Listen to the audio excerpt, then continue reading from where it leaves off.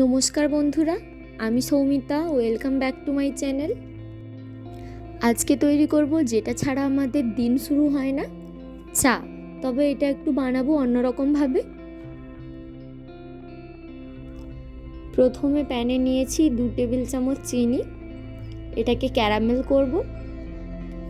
মাঝারি আঁচে নেড়ে যেতে হবে ক্যারামেল হওয়া পর্যন্ত। হাই ফ্লেমে করবেন না, তাহলে পুড়ে যেতে পারে।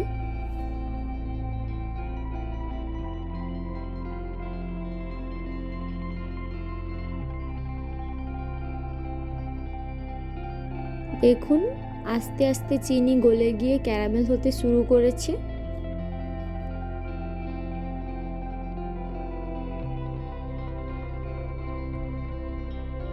ক্যারামেল হয়ে গেলে এখানে দিয়ে দেব 1 কাপ জল। আমি 2 কাপ পরিমাণ চায়ের জন্য এখানে 1 কাপ পরিমাণ জল নিয়েছি। জল দিয়ে দেওয়ার পর ক্যারামেল তলাতে লেগে গেলে ভয় পাবেন না। জল ফুটতে শুরু করলে এটি আবার গলে যেতে শুরু করবে।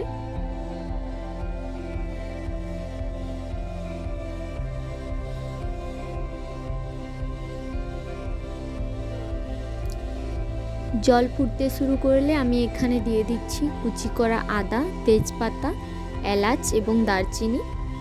তারপর এখানে দিয়ে দিচ্ছি 2 কাপ পরিমাণ দুধ। ভালোভাবে নেড়ে দেব।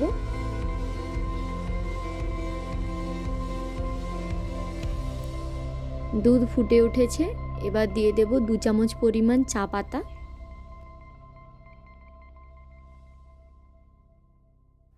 সুন্দর একটা কালার আসা পর্যন্ত চাটা ফোটাবো।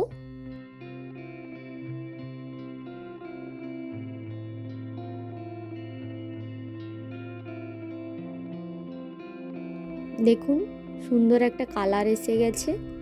এবার গ্যাসের ফ্লেম অফ করে পরিবেশন করার পালা।